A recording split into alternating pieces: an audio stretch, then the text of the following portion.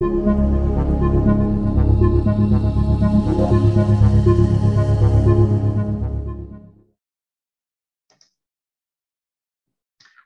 my name is Kittisopikul, and I'm a Scientific Computing Associate at Julia Research Campus.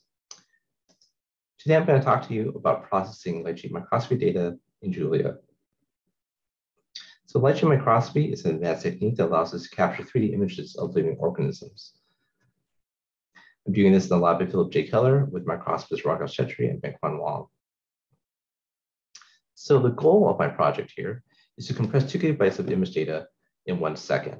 A single microscope has multiple cameras, so this quickly adds up to petabytes of data. It's really inefficient to have to reprocess this data, again, once collecting it.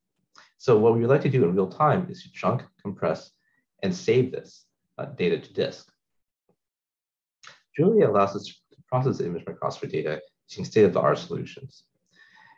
Importantly, Julia allows us to do native code generation. This allows us to take advantage of advanced processor instructions such as AVX512.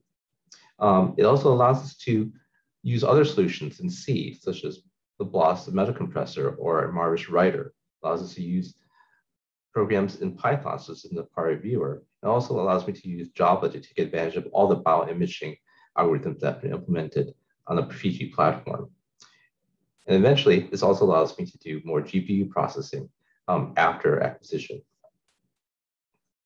Some examples of what I've been able to do with Julia are decode 12-bit image data. And I've contributed package UN12 arrays to do that. We can also compress data using multiple filters and algorithms.